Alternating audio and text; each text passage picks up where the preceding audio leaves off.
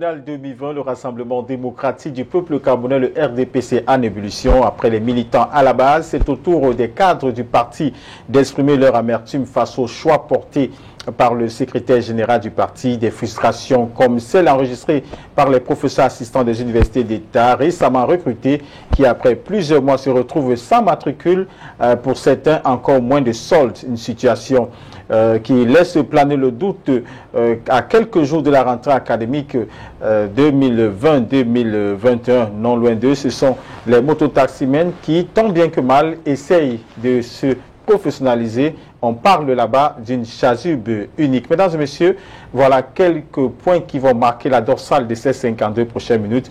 Vous regardez la rétrospective de l'information de la semaine qui s'achève. Bonjour.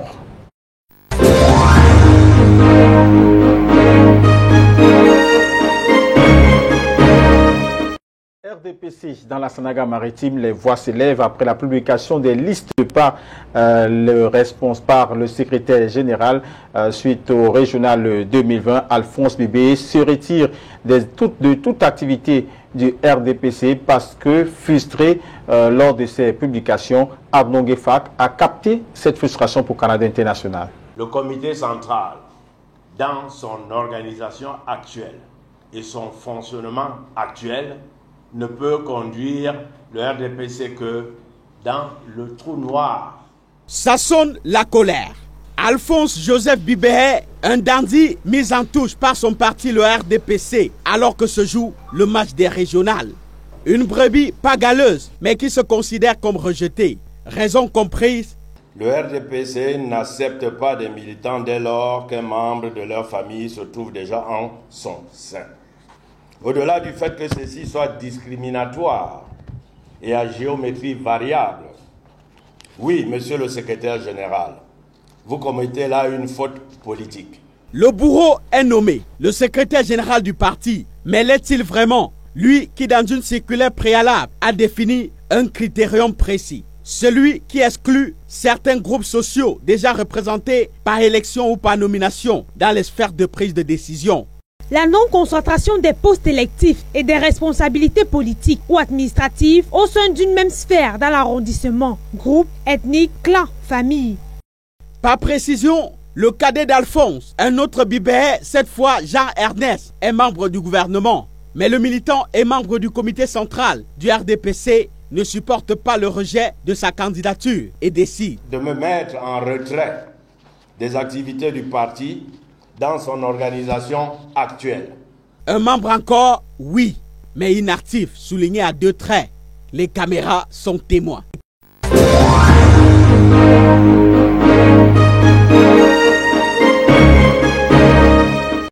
Et pour parler de tous ces problématiques, nous recevons sur ce plateau Jean-Paul Bia, professeur de sociologie des médias à Yaoundé 2 et chef de la cellule communication du ministère de l'Enseignement supérieur. Bonjour Jean-Paul Bia. Bonjour Robert. On a vu à Mondiovision Alphonse Bibé, un cadre du RDPC, se lever contre la décision du parti et décider de se retirer des activités du RDPC. Qu'est-ce que cela vous donne comme première impression? Je pense ici, il y a lieu de comprendre notamment la colère. C'est une colère politique, une colère saine du camarade du parti, Alphonse Joseph Bibé, à savoir le fait que son nom est disparu au niveau du comité central, après la validation de l'investiture, après la validation au niveau du département. Bon, c'est une colère qui se justifie, mais en même temps, je pense ici, il y a lieu de comprendre, au plan scientifique, que le RDPC est un parti organisé. Bon, c'est un parti organisé, un parti qui a déjà nagé sur la scène politique, 35 ans d'existence. si on remonte déjà à 1982, quand le président Biya, lui-même porteur de ce projet politique, effectivement, pose les bases de ce parti, à savoir notamment la rigueur et la moralisation.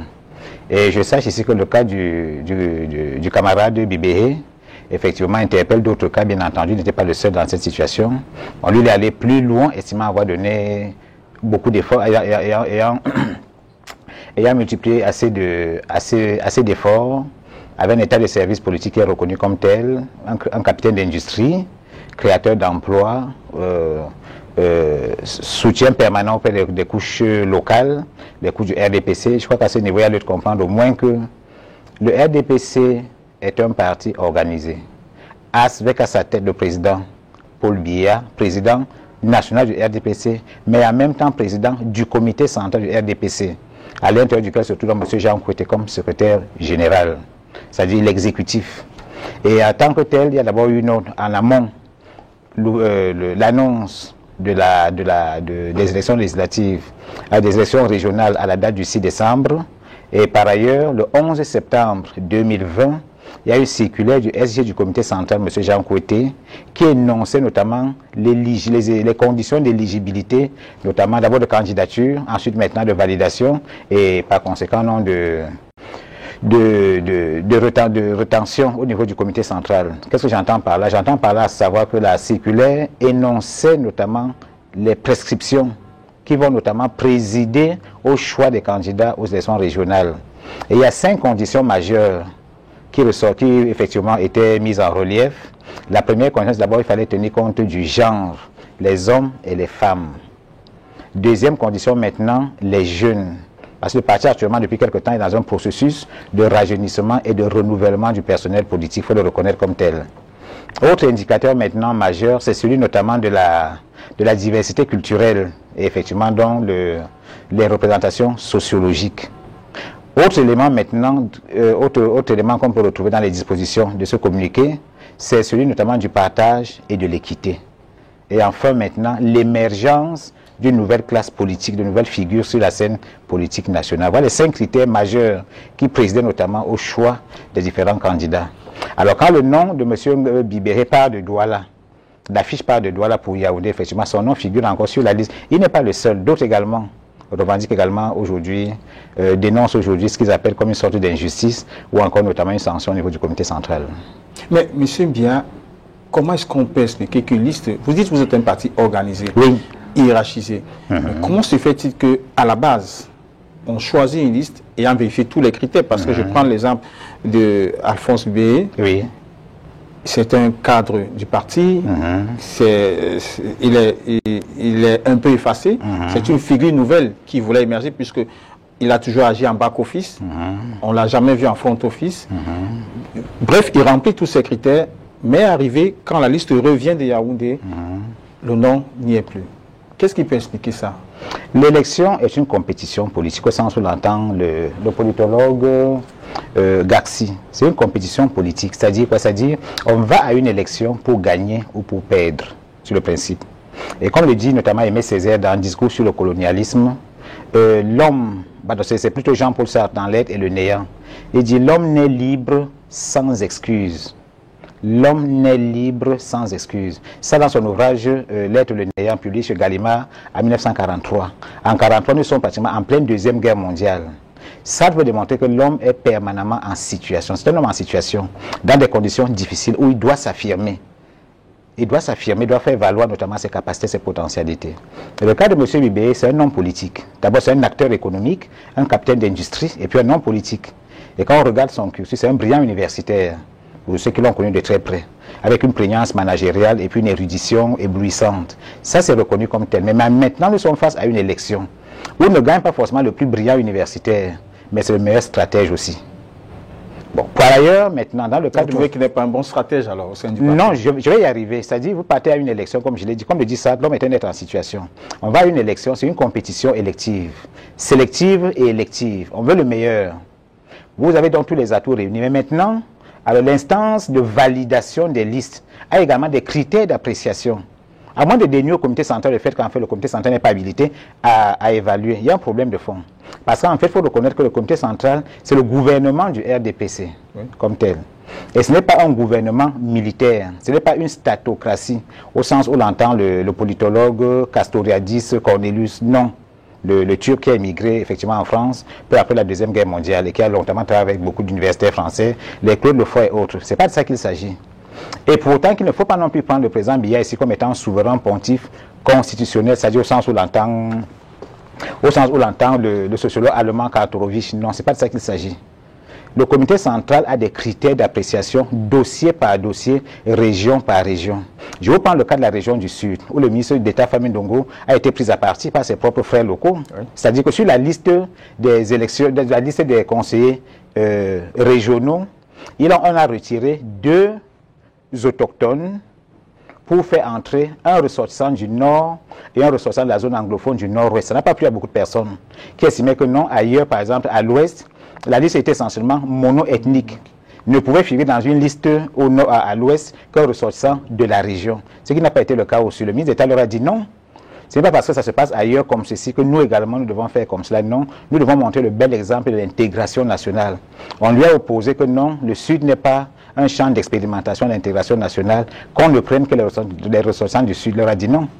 Il y a toutes les composantes ethniques de la République se retrouvent dans la région du Sud. Les Bassas sont également, à Lokbatini par exemple, vous avez des couches Bassa, une excroissance de certains qui viennent du littoral de part et d'autre. Donc, il a fait entrer dans la liste du Sud pour montrer la figure de l'intégration nationale telle que le veut le chef de l'État, savoir faire entrer un ressortissant du Nord et un ressortissant de la zone anglophone, notamment le Nord-Ouest. Ça a été fait. Dans le cadre maintenant de M. Bibé, pour revenir notamment à votre question, à savoir, il faut quand même donner au comité central la possibilité d'évaluer les candidatures qui arrivent sur sa table. Ce n'est pas une caisse d'enregistrement, ce n'est pas un verre où on vient verser de l'eau. Le comité central a la compétence d'évaluer les candidats sur la base d'une critériologie politique énoncée par le chef de l'État.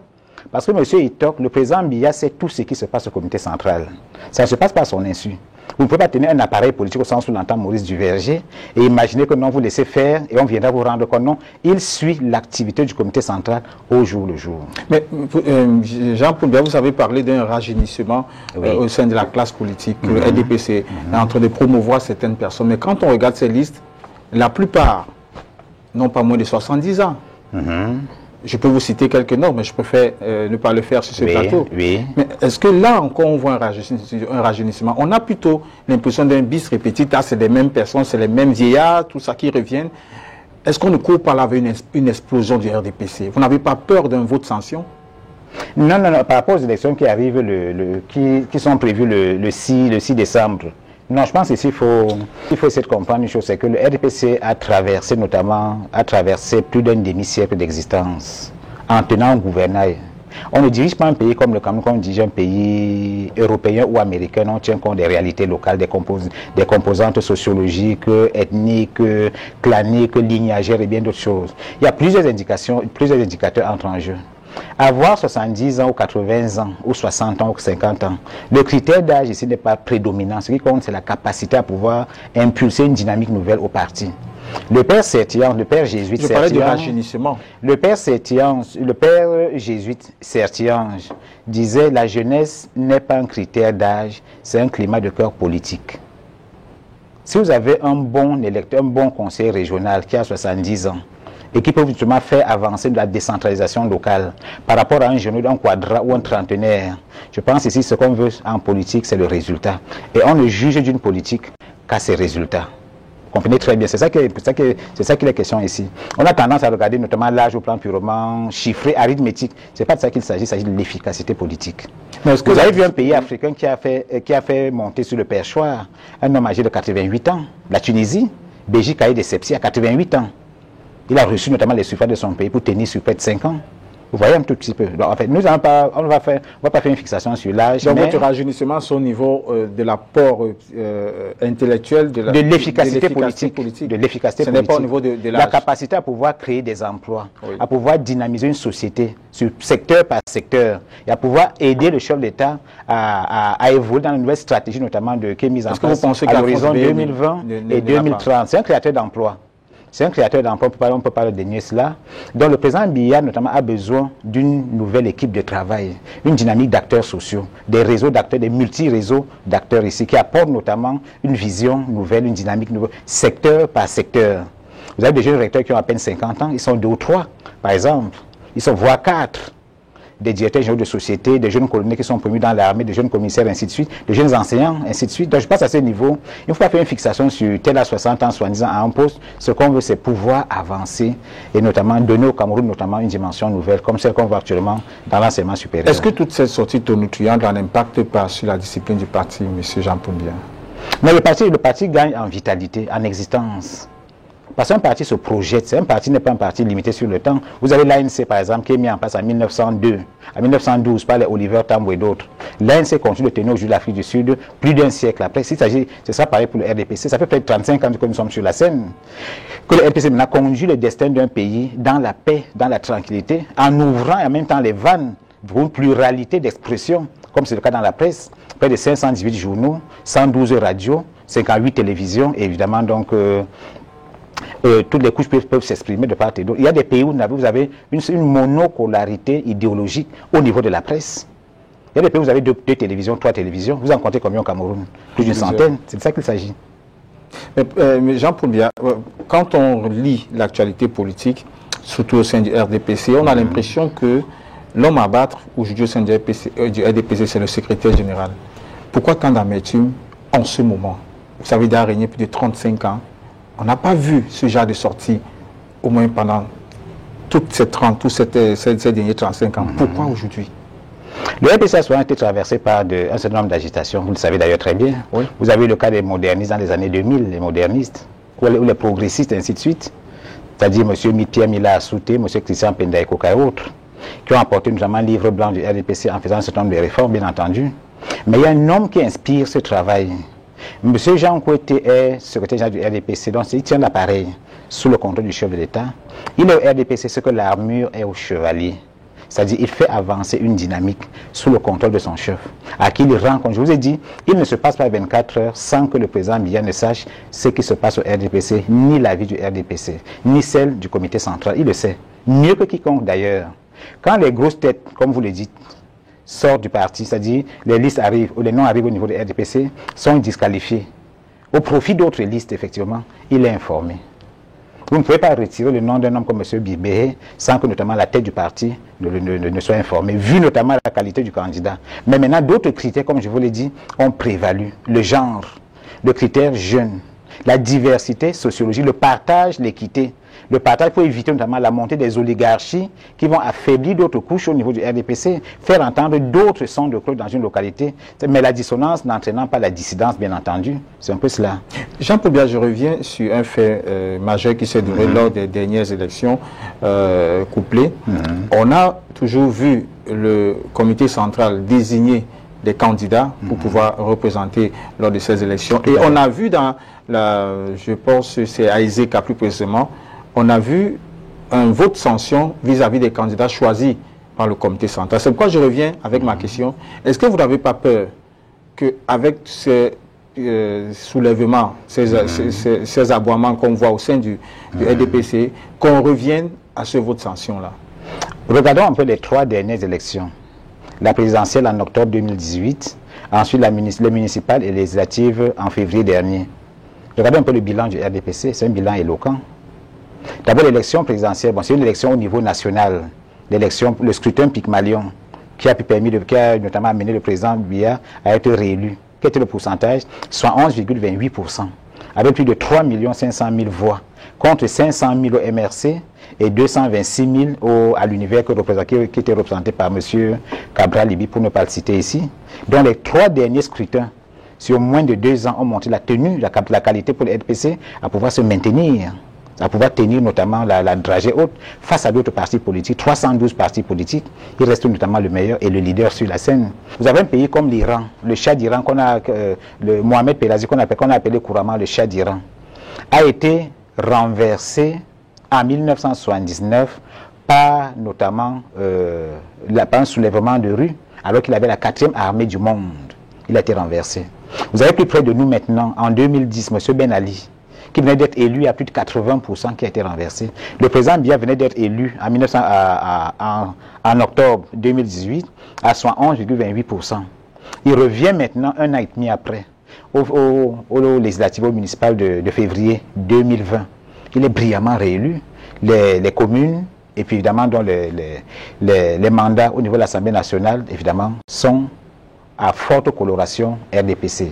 Ça montre en fait que ce soit au plan national ou au plan local, le RDPC se porte bien. Donc vous minimisez toute réaction qui peut venir en interne? Ces agitations de surface en réalité, ça n'exprime pas notamment certaines dynamiques d'action, non.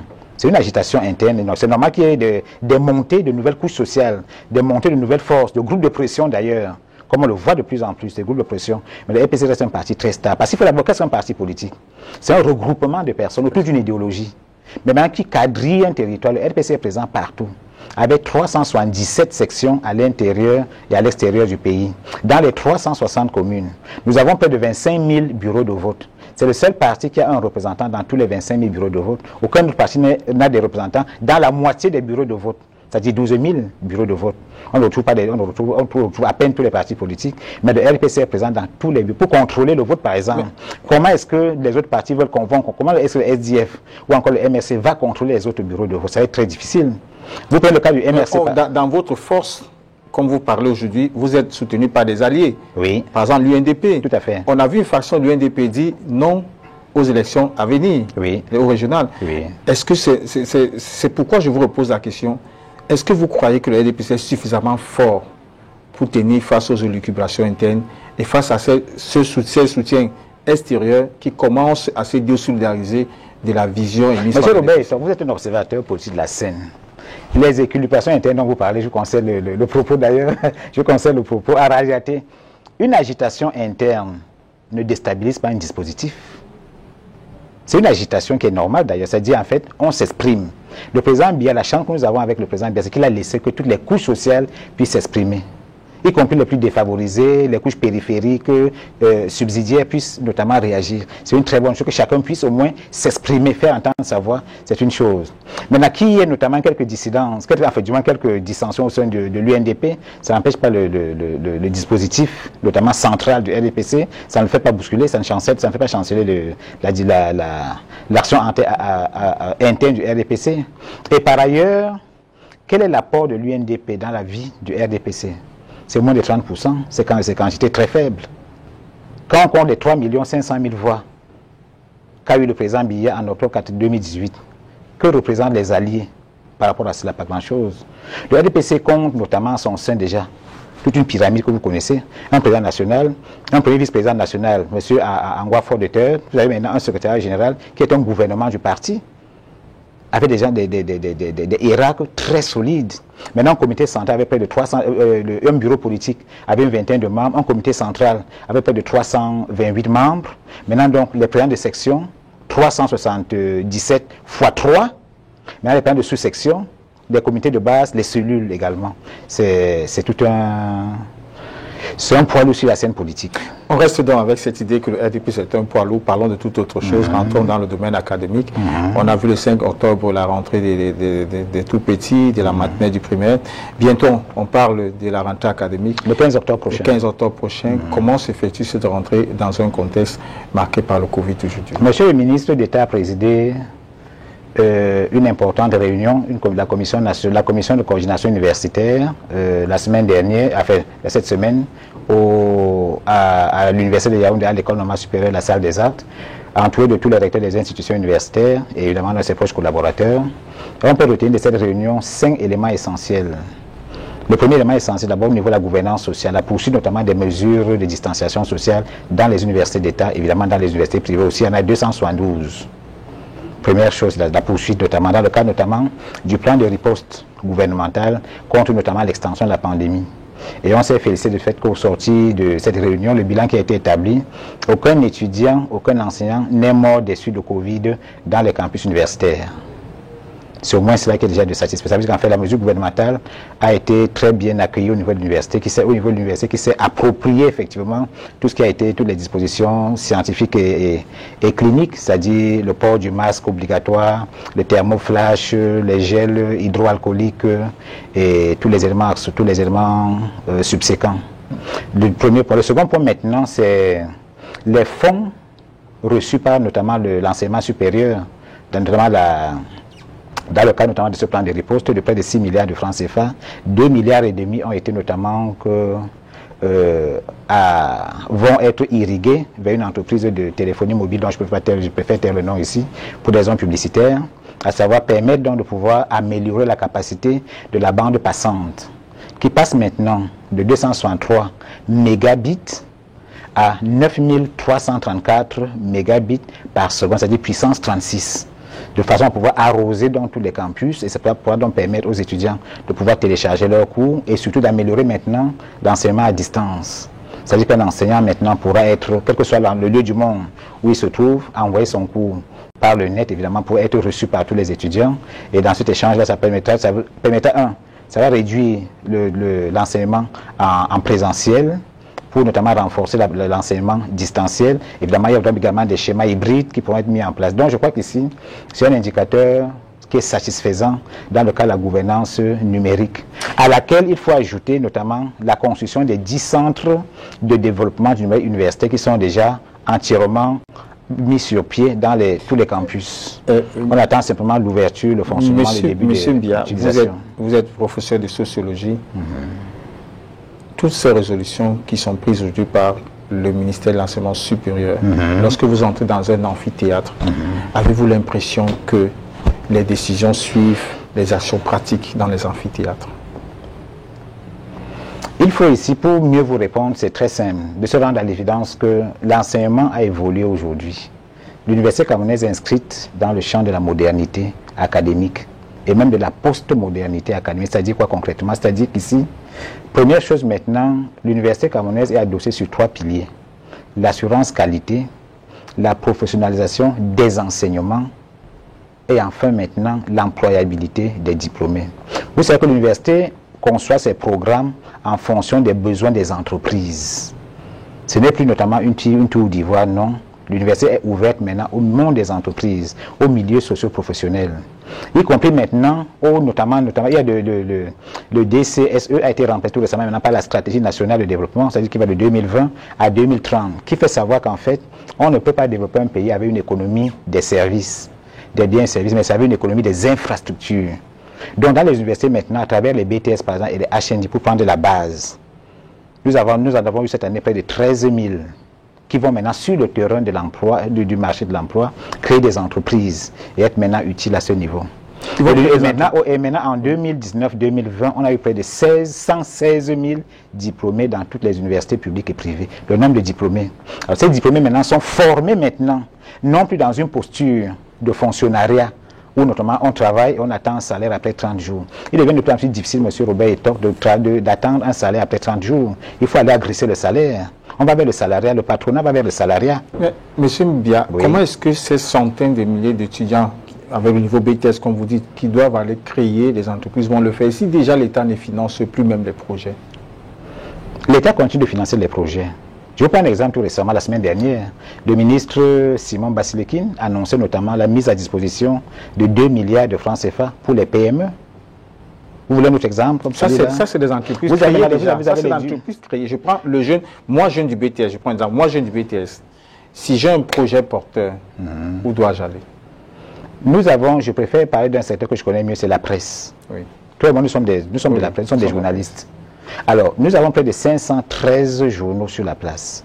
La moitié, c'est-à-dire pratiquement un peu plus près de 260, la plupart des journaux qui sont lus sur le terrain ces entreprises sont créées par des titulaires de BTS et d'HND qui créent cela. Maintenant, vous parlez notamment du financement, le financement de ces micro-entreprises de part et d'autre. Les processus sont mis en place notamment pour les soutenir. La plupart reçoivent des financements de l'intérieur et de l'extérieur.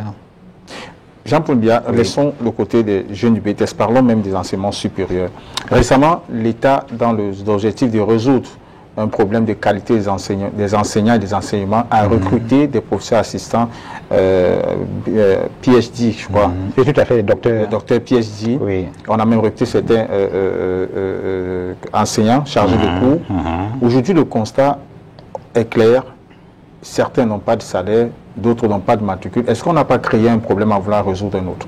Non, aucun problème n'a été créé au compte. Il faut remercier le chef de l'État, l'initiative présidentielle, d'offrir 2000 emplois. Très peu, vous avez vu par exemple en 2011, le président Biya a créé 25 000 emplois. Le Cameroun ne s'en porte pas mal non plus. Les salaires sont payés tous les mois. Les recrues de janvier dernier, c'est deux que vous parlez justement, oui, les recrues de janvier dernier seront budgétisées au cours de l'année budgétaire, au cours de l'année 2021.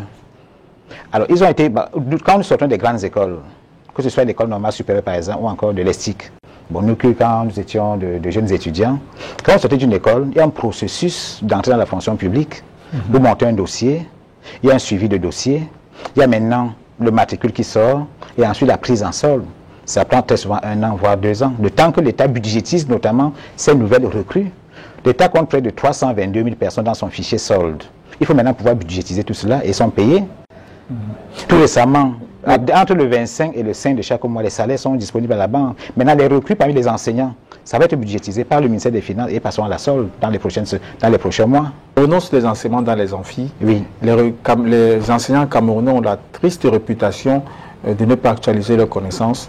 Les problématiques qu'ils dispensent dans les amphithéâtres sont parfois tellement vétustes qu'on se demande est-ce que les nouveaux auteurs n'existent pas. Pourtant, chaque année, l'État dépense des sommes énormes pour pouvoir financer la recherche. 10 milliards 6 par an. Qu'est-ce qui ne va pas? L'État dépense 10 milliards 6 par an, répartis en 4 trimestres, qui est donc la prime d'allocation pour la modernisation de la recherche scientifique. Bon, il y a quand même, faut aussi dire qu'il y a aussi des clichés, sont des clichés très souvent, des clichés anachroniques, désuets, galvaudés, surannés. Très souvent, c'est un peu cela. Chaque enseignant qui entre dans une salle de classe en réalité prépare son cours. On a tendance à croire qu'un enseignant vient relire le même cours. Non, forcément on actualise un cours. Et puis l'enseignant est forcément prudent aujourd'hui parce qu'il sait que l'étudiant, le cours qu'il dispense, l'étudiant peut lire la même chose sur les réseaux sociaux. Il faut éviter d'être rattrapé par l'étudiant. Mais il y a au moins une évolution dans ce sens-là. Il y a une évolution dans ce sens. Et de plus en plus, je l'ai vu lors des mesures prises par les universités, dans le cas de la pandémie, on demandait d'envoyer des cours par numérique. Moi, mon cours, par exemple, de sociologie des médias et d'anthropologie d'opinion, je l'ai envoyé par la voie numérique à tous les étudiants de 3e année Sciences Po, à qui je dispense le cours de sociologie des médias. J'ai envoyé mon cours par voie numérique. Après, maintenant, donc, le doyen Alain Franklin, on doit organiser maintenant une rencontre entre les enseignants qui ont envoyé des cours et puis les étudiants. Nous avons eu des échanges à ce niveau. Mais parce que si vous êtes dépassé aujourd'hui, si vous reprenez un cours, l'étudiant évidemment a le même cours, a le même support numérique, évidemment va vous prendre, va vous mettre en difficulté. Et il faut éviter notamment d'être repris par un étudiant.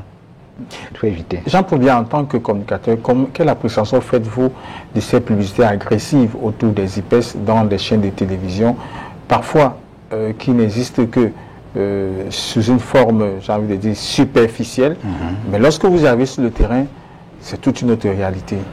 Comment est-ce que au sein... Le ministère est en train de prendre des mesures de répression à ce niveau, parce que la dernière réunion présidée par le ministre d'État il y a quelques jours à Yaoundé, effectivement, a inscrit à l'ordre du jour notamment le problème des universités offshore. C'est l'expression consacrée, les universités offshore, c'est-à-dire qui ne sont pas reconnus légalement par la chancellerie des ordres académiques. Et en tant que tel, des mesures vont être prises pour pouvoir notamment leur demander d'abord de se conformer, à défaut maintenant d'être radiés du fichier des instituts privés d'enseignement supérieur. Est-ce que les universités qui viennent de l'extérieur, qui veulent s'établir au Cameroun, comme on voit, on dit, on est en partenariat avec l'Université de France, partenariat avec l'Université du Canada, machin. Est-ce que le ministère de l'Enseignement supérieur a une direction qui s'occupe spécifiquement de l'Inspection générale des services assure la gouvernance publique au ministère de l'Enseignement supérieur, c'est-à-dire ici, c'est le gendarme de la maison. Chaque université... On a l'impression que c'est un gendarme complaisant. Non, pas du tout, pas du tout. Des mesures sont prises, des textes sont régulièrement signés par M. le ministre, rappelant telle institution privée à se conformer à la norme, rappelant telle institution privée à se conformer à la norme académique, les cours qui sont dispensés, la diplomation évidemment, et de plus en plus maintenant des mesures répressives vont suivre ces universités offshore pour la plupart, parce qu'une université privée est placée sous la bannière, sous la tutelle académique d'une université publique. Et maintenant nous avons tout ce fichier au ministère de l'Enseignement supérieur, des mesures vont suivre. Jean-Paul Biya, après les ordinateurs PB, qu'est-ce qui est prévu? Je vous ai dit que les ordinateurs, vous m'avez interrompu tout à l'heure quand j'ai abordé le sujet, les ordinateurs PB c'est un projet et National Learning Higher Education, c'est un projet qui a été signé en Chine le 18 juin 2015 par le premier ministre chef de gouvernement de l'époque et maintenant donc la partie chinoise. C'est des fonds décaissés par Exim Bank en direction de Sichuan Telecom. Donc les Chinois nous ont accordé un prêt avec un taux préférentiel pour pouvoir mettre en place notamment, c'est une double composante. Composant numéro 1, c'est les 500 000 ordinateurs qui continuent d'être livrés, attribués gratuitement aux étudiants. Deuxième composante, maintenant, c'est une première composante 50 milliards. La seconde maintenant, 25 milliards. C'est la création notamment des centres de développement du numérique universitaire. Il en existe 10 dans les 8 universités d'État. Puis un pôle central à Yaoundé et maintenant un autre pôle à l'Université inter-État Congo-Cameroun Assemblement qui est né notamment de la convention du 12 décembre 2012. Alors ici maintenant le problème de ce qui se pose maintenant, c'est la fonctionnalité de ces centres de développement du numérique universitaire qui vont donc accompagner cette gouvernance numérique qui est adossée sur la nouvelle bande passante. Je vous ai dit qu'actuellement, l'université camerounaise aujourd'hui aura une meilleure visibilité sur la scène internationale. Parce que très souvent, on nous dit le classement de Shanghai ne montre pas les universités camerounaises. Nous sommes sous-classés ou déclassés. On va maintenant franchir le cap, un cap qualitatif et qualifiant, c'est-à-dire on aura une meilleure visibilité d'abord de nos chercheurs qui seront mieux connus sur la scène internationale et nos étudiants maintenant, à travers leurs recherches également, seront mieux vendus sur la place internationale. Mais maintenant, les centres qui sont déjà créés vont rentrer dans la fonctionnalité. C'est ça qui va maintenant être implémenté au cours de cette année académique. De façon à ce que ces centres maintenant puissent être fonctionnels et régler dans la plupart des problèmes liés, inhérents et consubstantiels, notamment à l'utilisation des ordinateurs, à leur maintenance et éventuellement donc au montage des ordinateurs. Jean Pomia, pour sortir de cet entretien, vous avez vécu, comme tout le monde, la journée du 22 septembre. Quelle impression ça vous laisse? Moi, je pense qu'ici, il faut simplement ramener M. Maurice Kamto à de justes proportions légales et traditionnelles et ancestrales. Je vais vous faire une petite anecdote. Le 11 mai 2019, j'étais de passage à Banjul. Nous allions à la clôture des Jeux universitaires à Tchang. J'ai été retenu à Banjul parce qu'en fait, M. Fosso Victor, le patriarche défunt, paix à son âme, avait justement demandé notamment qu'une messe soit dite en sa mémoire. C'est une messe d'action de grâce, quoi. Il avait échappé à la mort plusieurs fois. Il avait pratiquement près de 93 ans sonné. Il m'a dit, fait cette confidence.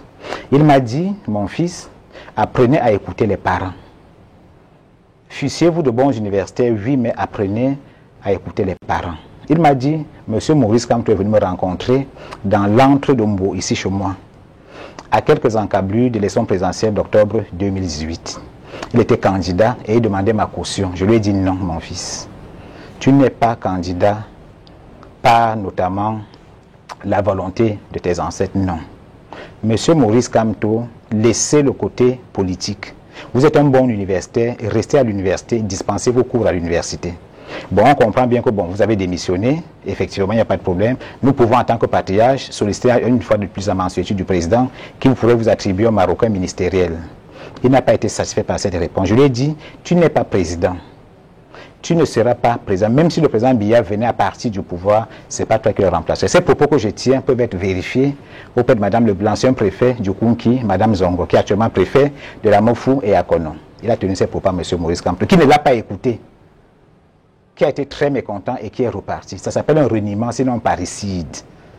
Dans un parricide, il y a une chose qui vous suit. Vous êtes orphelin, ou alors simplement vous être un enfant qui n'a pas écouté le père. Un peu comme l'a dit Richard Labévière dans son ouvrage au lendemain des attentats du 11 septembre 2001, où il a titré Oussama Ben Laden ou le meurtre du père. Parce qu'en fait, Ben Laden, c'est une fabrication américaine par rapport aux batailles dans le Golfe. Donc dans le cas de M. Maurice Kamto, il n'a pas écouté les siens. C'est ce qu'on peut lui reprocher aujourd'hui. La bataille du 22 septembre est une bataille qui est illégale. Tout simplement. Les autorités locales ont simplement dit non, nous ne sommes pas d'accord parce que cette mesure est une mesure insurrectionnelle qui vise à déstabiliser les institutions. Nous ne partageons pas. On peut renverser le président Paul-Biya par les urnes. Ça, c'est possible. C'est possible. C'est possible. Nous avons vu en 1992 comment est-ce que l'opposition a malmené le RDPC, a poussé le RDPC à bout, sans qu'on ait une insurrection, quoi que ce soit. Ça a été fait. Le RDPC sorti avec 88 députés sur 180 députés, 88 sur 180 majorité. Il a fallu maintenant faire une alliance avec le MDR, vous connaissez à peu près la suite de l'histoire. C'est ça qu'il est question. Monsieur Maurice Kamto, effectivement, ses ancêtres lui ont demandé de reculer. Vous savez, très souvent, nous sommes marqués par nos études. Parce que la production de sa thèse de doctorat, effectivement, a créé un peu en lui, totalement, un stationnisme cérébral. propre contexte. M. André Mbaobam a eu le même problème avec sa thèse d'État. Il a fallu nécessairement être chef d'État. M. Laurent Gbagbo, qui ne fait que réitérer son souci de revenir notamment au perchoir ivoirien. C'est ça qu'il est question. La thèse d'État de M. Maurice Kamto le suit jusqu'à ce jour, à savoir construire nécessairement un processus pour arriver à la tête de l'État. Merci. Merci Jean-Paul Biya. Merci pour toutes ces informations. Nous vous souhaitons bonne continuité dans vos recherches en tant que professeur. Et puis, nous vous souhaitons aussi le meilleur au sein du RDPC. Merci. Merci.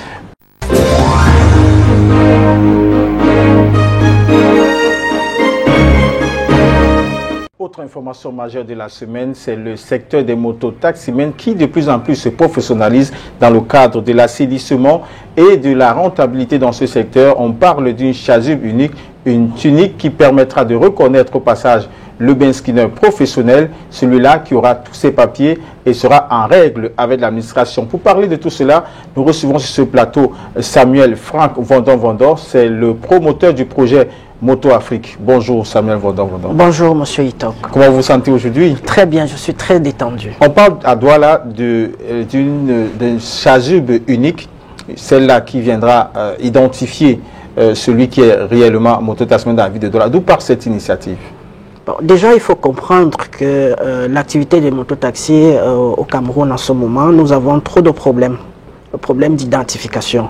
Donc, il était temps qu'on choisisse une couleur qui permettra à ce que dans la ville, on sache qui est mototaximan et qui ne l'est pas. Donc, le maire de la ville, M. Mbassandine, a pensé qu'il était important qu'on choisisse la couleur jaune.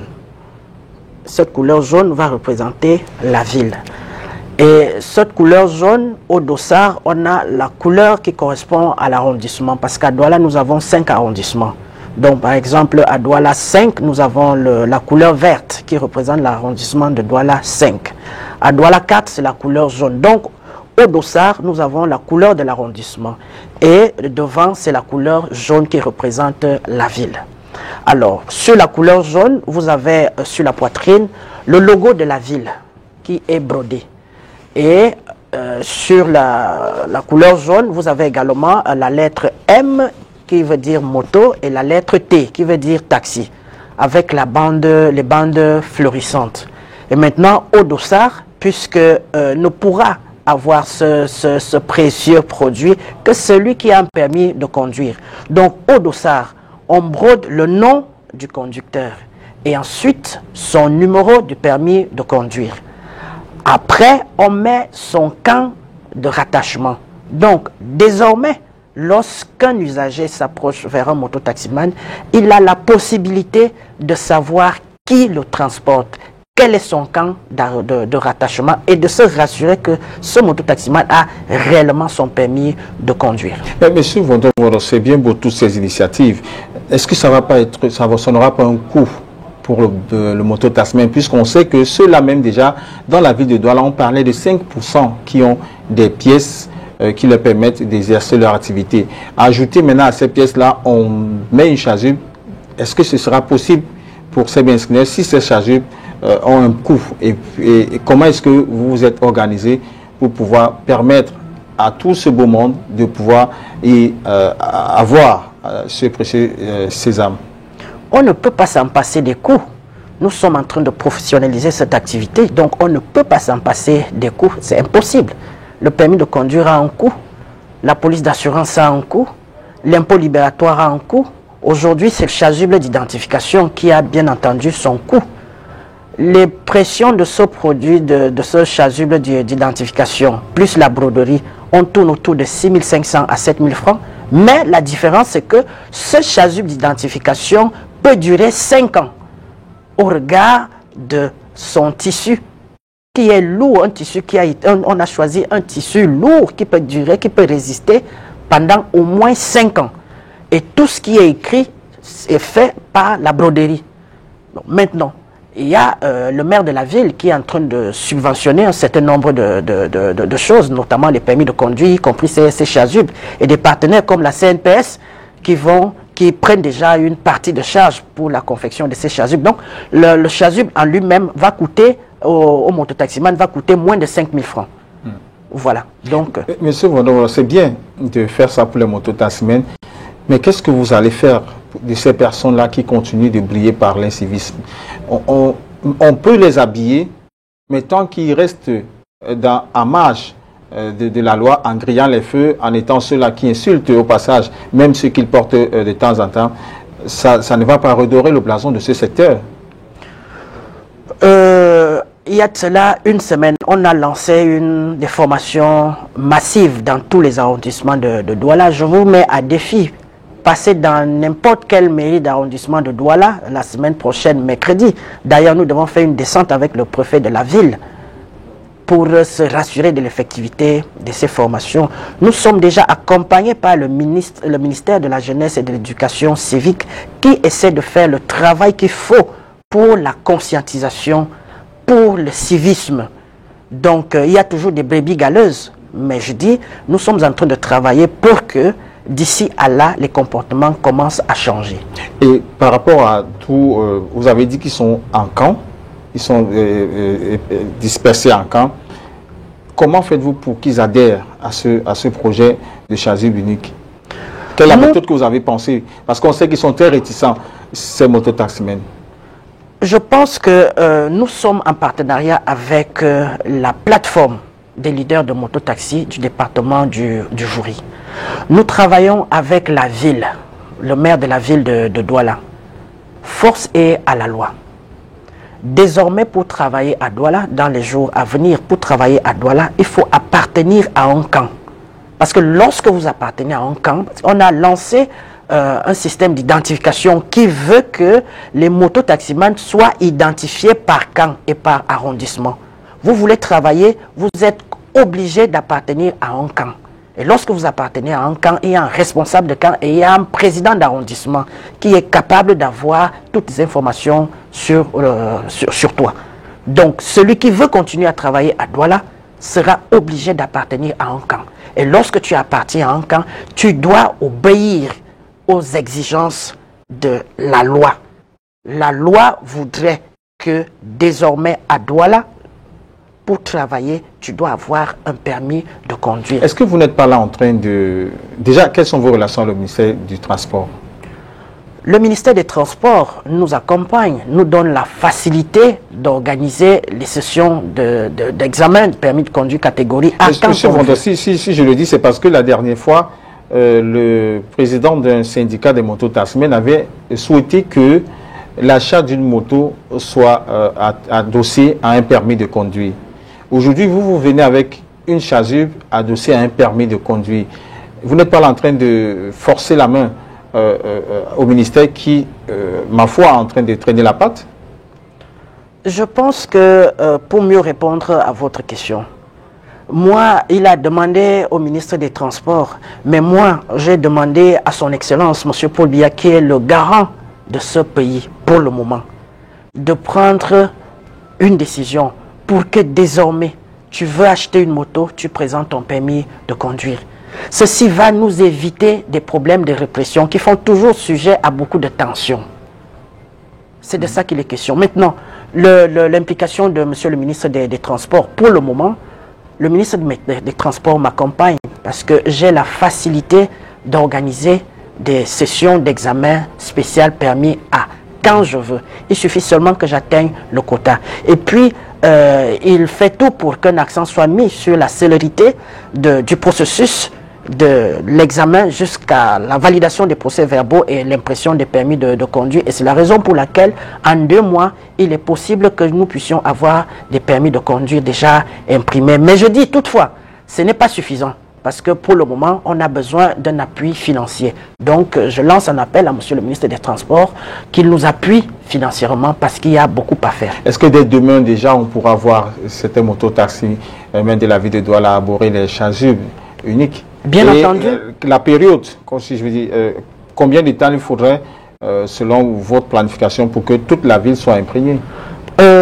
D'ici la fin du mois d'octobre, on va procéder à la remise solennelle de 1000 permis de conduire accompagnés des chasubles d'identification. À partir de là, et dans les jours à venir, toujours au cours du mois d'octobre, on va lancer une opération qu'on va baptiser spécial permis pour tous, c'est-à-dire permis et chasuble d'identification pour tous dans la ville de Douala, où le mototaximan, grâce à l'accompagnement de la ville, pourra s'inscrire avec 2000 francs. Vous vous inscrivez, on vous envoie en formation. Alors, ce sera un package permis de conduire plus le chasuble d'identification. Les gars vont aller en salle de formation, vont se former et progressivement, ils vont payer. On va faire le reste pour que les permis soient imprimés et les gars pourront... Est-ce que votre action va se limiter à la ville de Douala? Non, du tout. Nous sommes à... Est-ce que vous êtes à Yaoundé aussi? Bien sûr, nous sommes à Yaoundé. Nous sommes à Yaoundé. La dernière vague qui a passé son examen il y a de cela 3 semaines, nous étions à Yaoundé.